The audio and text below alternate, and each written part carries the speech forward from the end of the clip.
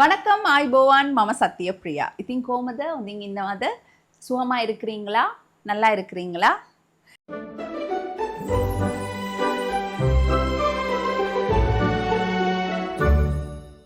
ඉතින් කොහොමද කියන එක දෙමළෙන් எப்படி இருக்கிறீங்க? කොහොමද? කොහොමද ඉන්නේ? எப்படி இருக்கிறீங்க? කොහොමද? எப்படி? හරිද? ඉතින් කොහමද ඔයගොල්ලන්? මම හොඳින් ඉන්නවා. අපි දිගටම ප්‍රෝග්‍රෑම්ස් කරනවා, දිගටම කුකින් කරනවා. ඉතින් ඒකේ වෙරයිටි ගොඩාක් තියෙනවා. මම කැමති ඕගොල්ලන්ට දෙමළ කෑම වලින් හොඳ කෑම කියලා දෙන්න. මොකද ඕගොල්ලන්ට ඒක කොහොමද හදන්නේ කියලා දන්නේ නැහැ. හැබැයි ඕගොල්ලන් කැමති තෝසේ, වඩේ, ඉඩ්ලි එහෙම කන්න. ඉතින් අපිට සපෝට් කරන එකට ගොඩාක් ස්තුතියි. මොකද අපි තාමත් ගොඩාක් ප්‍රෝග්‍රෑම්ස් කරේ නැහැ. චුට්ටයි කරලා තියෙන්නේ. ඒ උනාට ඕගොල්ලන්ගේ සපෝට් එක ගොඩාක් ඉහළයි. thank you so much. ඉතින් අද අපි මොනවද හදන්නේ? இன்றைக்கு என்ன சமைக்க போறோம் அப்படின்னு தான் நாங்கள் பார்க்க போறோம். தொடர்ச்சியா எங்களுடைய நிகழ்ச்சியை நீங்க பார்க்குறீங்களா இருந்தால் உங்களுடைய கருத்துக்கள் விமர்சனங்களை எங்களோட பகிர்ந்து கொள்ளுங்க எங்களுடைய கமெண்ட் செக்ஷன்ல. அது மாத்திரமல்ல, புதுசா சமையல் கற்றுக்கொள்ற யாராவது இருந்தாங்கன்னா அவங்களுக்கு இதை ஷேர் பண்ணி எங்களுக்கு லைக் ஒன்று போட்டிங்கன்னா எல்லாருக்குமே இது போய் சேர்றதுக்கான வாய்ப்புகள் இருக்கு. ரொம்ப நன்றி. இன்னைக்கு என்ன சமைக்க போறோம் தெரியுமா? අද අපි ඔයන්න යන්නේ egg fried rice. Egg fried රයිස්නේ. ඒක හැමතැනම තියෙනවා. බිත්තර කඩලා දාලා ටක් ගාලා ඒව මේව දාලා හදන්න පුළුවන් නෑ. මේක ටිකක් වෙනස්. මේක ඉන්දියාවේ එක ප්‍රාන්තයේ අදන වෙනස් විදියේ මුට්ටයි සෝරු. සෝරු කියන්නේ බත්, මුට්ටයි කියන්නේ බිත්තර. අමතක වුණා. බිත්තර මුට්ටයි. හරිද? ඉතින් මේකේ මසාලා දාලා ටිකක් වෙනස් විදියට මේක හදලා මම පෙන්නන්නම්.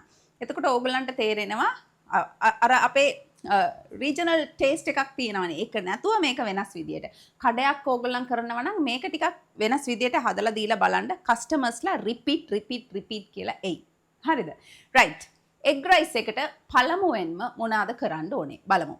එග් රයිස් அதாவது முட்டை சோறு, சாதம் எல்லாம் இல்லை, முட்டை சோறு எப்படி செய்கிறதுன்னு பார்ப்போம். நீங்கள் நினைக்கிற மாதிரி ஈஸியாக செய்கிறதெல்லாம் இல்லை. இதில் ஒரு சின்ன சின்ன ட்ரிக்ஸ் இருக்குது, செய்து பார்ப்போம். දැන් මේ එග් රයිස් එකට පොඩි මසාලා එකක් හදාගමු. ඒකට ඕන වෙන්නේ බඩු 3යි. ඒකට ඕන වෙන්නේ සුදු ලුණු 20ක් විතර. මට අර එකක් කොහමද කියන්නේ කියලා දන්නේ නැහැ. ඉතින් එක පොඩි මේවා එකේ නිකන් ස්මෑෂ් කරලා තියාගන්න. ඊට පස්සේ 1 tablespoon பெப்பர் කියන්නේ ගම්මිරිස්, 1 tablespoon ගම්මිරිஸ், மிளகு. சரியா? அதோட நான் முதல் சொன்னது போல 20 பல் பூண்டு. நான் இதில் 20லேருந்து 30 பல் பூண்டு நீங்கள் எவ்வளோ யூஸ் பண்ணலாம், அதிலலாம் ஒரு பிரச்சனையும் இல்லை. நான் வந்து இப்படி க்ளீன் பண்ணி வச்சுருக்கிறேன். ඒ වගේම වේලිච්ච මිරිස්, කාංජ කොච්චිකායි ඔයගොල්ලන්ගේ කැමැත්ත අනුව සැරට ඕනේ නම් චුට්ටක් සැර වැඩියෙන් දාගන්න. ඉතින් මේක මේ මසාලා එක ටක් ගාලා අදලා ඉවර කරමු. මම මේ වගේ පොඩි භාජනයක් ගත්තා. මොකද තෙල් අපරාදෙනේ. ඒ නිසා මේකට දාලා කරලා ඉතුරු තියෙනවා නම් ඒකත් ෆ්‍රයිඩ් රයිස් එකේ දාන්න පුළුවන්. අද ඕගොල්ලන් යූස් කරා නම් අදම ඒක ඉවර කරන්න. ඒට ආපහු පාවිච්චි කරන්න පුළුවන් කියලා බෝතලයක දාලා තියන්න එපා. මොකද කන්නේ අපි එළියට ගිහිල්ලා ඒම අපිට කණ්ඩ දුන්නම ඉතින් අපි දන්නේ නැහැ කාලා එනවා. අපි දැනගෙනම ඒ වැරද්ද කරන්න එපා. එක සැරයක් පාවිච්චි කරා නම් මොනවා කරන්නද? අපේ ලංකාවේ තෙල් මිල වැඩි තමයි. ඒ වුණාට ප්ලීස් පාවිච්චි කරන්න එපා. ළමයින්ට හොඳම නැහැ. ඉතින් හරි. ටක් ගාලා ஹீட் உனா.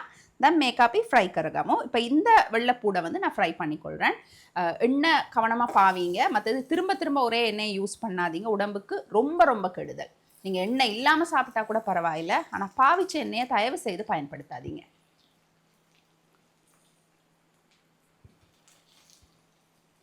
මේක හොඳ බ්‍රවුන් පාටට එනකම් අනිවාර්යෙන් ඕගොල්ලන් ෆ්‍රයි කරන්න ඕනේ.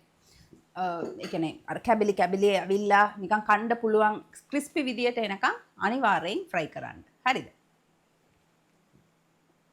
සුදුවට දාපු සුදු ලුණු දැන් හොඳට බ්‍රවුන් වෙලා. දැන් මේක නිකන් අරන් කණ්ඩත් මාර රසයි. ඉතින් දන්නවනේ ඔයගොල්ලන්. මේක වෙන් කරගන්න මේ ටිෂු එකක් දාලා තිබ්බනම් ඔයගලන්ට අර තෙල් ඕන නැති තෙල් ඒකේ අයින් වෙලා යයි. இப்போ இதில் வந்து வெள்ளைப்பூடை நான் வந்து ப்ரௌன் பூடாக்கி வச்சுருக்கேன். ஏன்னா நல்லா ஃப்ரை ஆகியிருக்கு. நாங்கள் இதை ஃப்ரை பண்ண போகிறோம். ஏன்னா அந்த மசாலாவுக்கு இந்த ஃப்ரை ரொம்ப முக்கியம். உங்களுக்கு தெரியும் எக் அப்படின்னா கொஞ்சம் அந்த கவிச்சி எல்லாம் இருக்கும். அதெல்லாம் இல்லாமல் ஆக்கிறதுக்காகத்தான் இந்த மசாலா. ඉතින් මේක ඔක්කොම අරගන්න නාස්ති කරන්න එපා. මං නම් කැමති නැහැ නාස්ති කරන්න. ඉතින් මං පොඩි කෑලි වුණත් ඔක්කොම අයින් කරගන්නවා. ඊට පස්සේ දැන් ඕගොල්ලන් ලෑස්ති වෙන්න ඕනේ. වේලිච්ච මිරිස් මම ගත්තා. 3ක් 4ක් 2ක් 5ක් ගත්තා. ඒක ෆ්‍රයි කරගමු.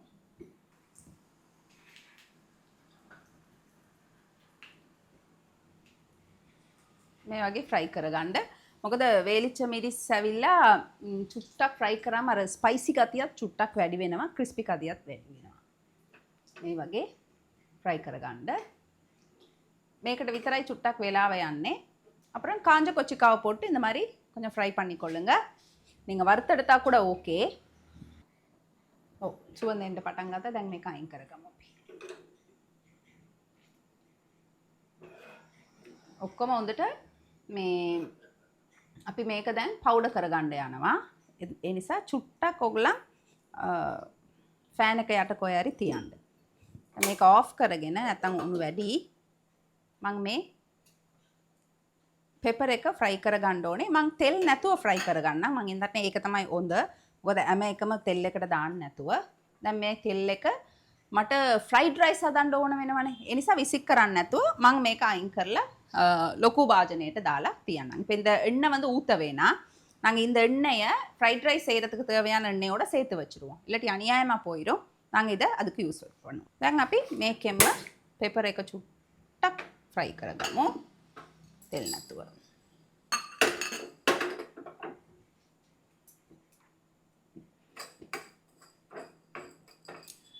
මේකේ පෙපර් එකේ කලර් එක වෙනස් කියලා ඕගොල්ලන් හිතනවා ඇති. ඔව් මං සුදු ගම්මිරිස් කළු ගම්මිරිස් දෙකම පාවිච්චි කරනවා. මොකද සුදු ගම්මිරිස් අපිට සෙම වලට ළමයින්ට ගොඩක් හොඳයි. ඒ වගේම ගම්මිරිස් නිකම්ම හොඳයි. සුදු ගම්මිරිස් ගොඩක් අපේ දෙමළ පැත්තේ පාවිච්චි කරනවා චුට්ටක් වැඩි. පොඩි අයට ගොඩක් පාවිච්චි කරනවා සුදු ගම්මිරිස්. ඒක චුට්ටක් සැරත් ටිකක් වැඩි. බේත් වලට ගොඩක් ගන්නවා එක. මං යාන්තම් ඒක මේ වගේ ඇති. දැන් මං මේකේ දාගන්නවා. නිවෙන්න දෙමු. දැන් අපි ෆ්‍රයිඩ් රයිස් හදන මෙයින් ක්‍රමයට යමු. දැන් අපි මෙයින් ෆ්‍රයිඩ් රයිස් එකට ඇවිල්ලා ඉන්නේ. තෙල් රෙඩි. චුට්ටක් වැඩියෙන් තෙල් මං දාලා තියෙනවා. මොකද චුට්ටක් වැඩියෙන් හදන නිසා. ඉතින් මම ග්‍රෑම් almost 150ක් 200ක් විතර මේකේ රතු ලුණු අරගෙන තියෙනවා. බලා ගන්න රතු ලුණු මං ක්ලීන් කරලා වතුරට දාලා තිබ්බා. මං හැමදාම කියන එක තමයි ලුණු ක්ලීන් කරාම එළිය තියන්න එපා. ටක් ගාලා ජර්ම්ස් ඔක්කොම ඒක ඇබ්සර්බ් කරගන්නවා. ඒ නිසා මං වතුරට දාලා තියලා දැන් ගත්තේ. இப்போ இதில் ஒரு 200 கிராம் அளவுக்கு நாங்கள் வெங்காயம் எடுத்துருக்கிறோம். அதை ஃப்ரை பண்ணி கொள்ளுவோம். ගොඩාක් කියන්නේ ඒ කියන්නේ 50% වගේ මේක භාගයට භාගේ අර ෆ්‍රයි වුණාම ඇති. ගොඩාක් ඒක ෆ්‍රයි වෙලා බ්‍රවුන් කලර් වෙන්න ඕනේ නැහැ. මොකද අපි මේකට පස්සේ මේ තක්කාලි දාන්න ඕනේ, මසාලා දාන්න ඕනේ. ඒව ඔක්කොම තියෙන නිසා අපි මේක භාගයට ஃப்ரை කරගමු. இப்போ இது 50% நீங்கள் வறுத்தெடுத்தீங்கன்னா போதும் எண்ணெயில்.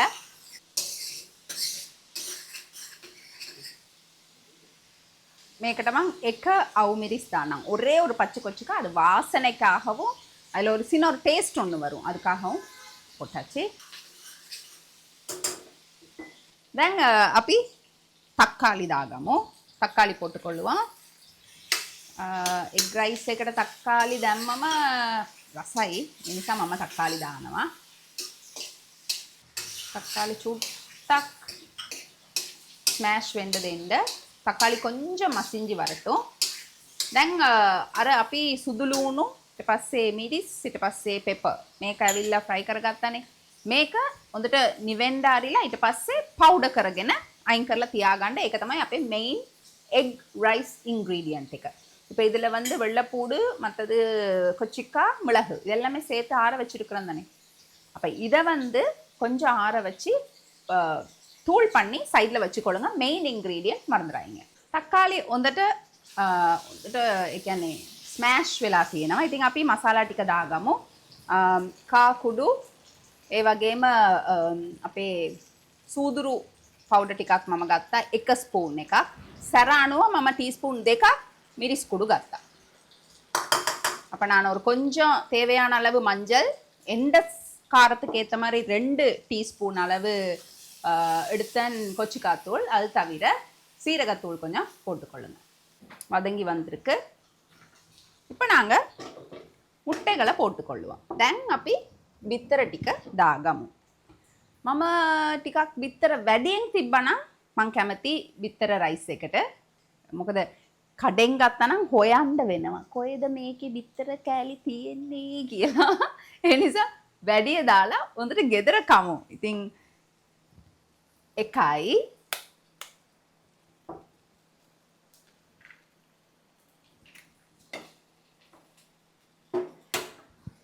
දෙකයි நீங்கள் முட்டை தேவையான அளவு போட்டுக்கொள்ளுங்க. ஏன்னா நீங்கள் வீட்டில் சாப்பிட்றீங்க. அதே நீங்கள் கடையில் சாப்பிட்டா முட்டையை தேடணும். அப்போ நான் இப்போ ஒரு 6-7 முட்டை போடுற இடத்துல நான் ஒரு 10 முட்டை போடுறேன். அப்போ தான் டேஸ்ட் நல்லாயிருக்கு. ஏன்னா நாங்கள் கடைசியாக ஒரு மசாலாவும் மிக்ஸ் பண்ண போகிறோம் தானே. මේ බිත්තර එකත් ගොඩාක් කියන්නේ පොඩ්ඩියට ෆ්‍රයි කරන්න දෙන්න එපා. ඒක අර ග්‍රේවිත් එක්ක ගානට 60% වගේ බිත්තර මේව වෙන්න ඕනේ. කුක් වෙන්න ඕනේ. හොඳට කුක් වෙන්න දෙන්න එපා. දාවෙනි එක 10வது முட்டை. yes.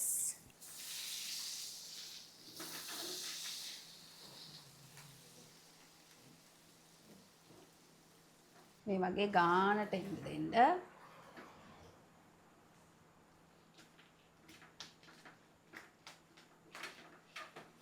මේ වගේ තියෙන්න ඕනේ.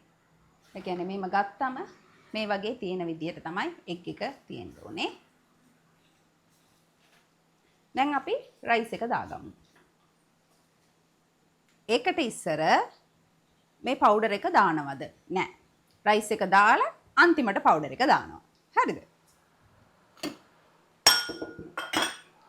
මං අතින් ටිකක් කඩා ගන්නම්. දැන් අපි රයිස් ටික දාගමු. මම මේ භාජනයකින් දාන්නම්. නැත්නම් අපරාදේ ගැට තියෙනවා නම් ඒකත් අයින් කරන්න. இப்போ நான் முட்டை 60% அளவு வெந்ததுக்கு அப்புறம் நான் ரைஸை போட்டுக்கொள்கிறேன்.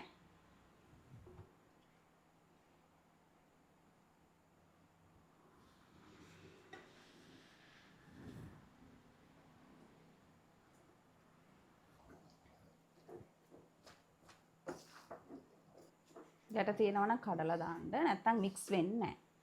කොහොමත් රයිස් එක දාන්න ඉස්සර අතින් ඒක හොඳට ඒ කියන්නේ ගැට වෙලා තියෙනවා නම් ඒක මේවා කරගන්න. එතකොට තමයි හොඳ.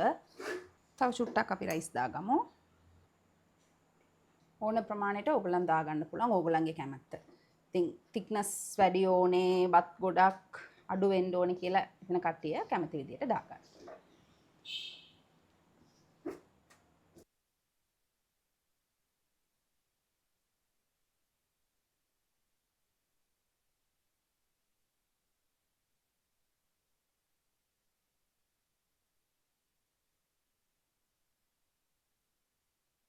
දැන් ෆ්‍රයිඩ් රයිස් එක ලෑස්ති.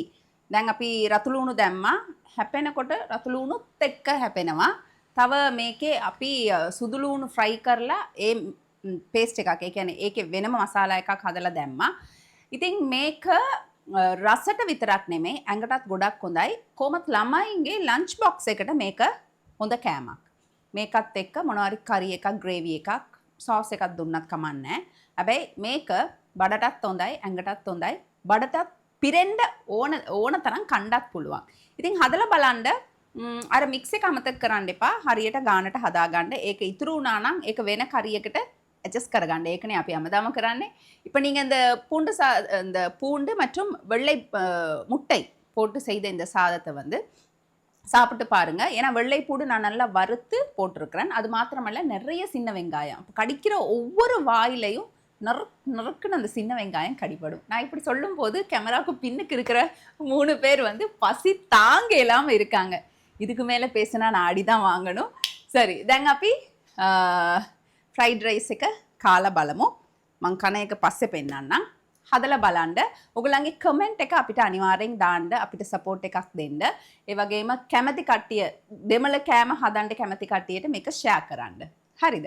ඉතින් අපි ඊළඟ எபிசோட் එකේ ඔයගොල්ලන්ව හම්බ වෙන්න එනවා. உங்களுக்கு தெரிஞ்சவங்களுக்கு தேவைப்படுறவங்களுக்கு இதை ஷேர் பண்ணுங்க, லைக் பண்ணுங்க, கமெண்ட் பண்ணுங்க. அது மாத்திரமல்ல சப்ஸ்கிரைப் பண்ணி பெல் ஐக்கனை கிளிக் பண்ணி வச்சிங்கன்னா நாங்கள் வீடியோ போட்டோனே உங்களுக்கு வந்துடும். பெல் ஐக்கனுக்கு ඔයගොල්ලන් ක්ලික් කරලා තියාගන්න. අපි වීඩියෝ එක දැම්මට පස්සේ ඉක්මනට ඔයගොල්ලන්ට බලා ගන්න පුළුවන්. ඉතින් අපි ගිහිල්ලා එන්නම්. போயிட்டு வாரம். நன்றி, வணக்கம், අයබෝවන්. හෝ එග් රයිස් එක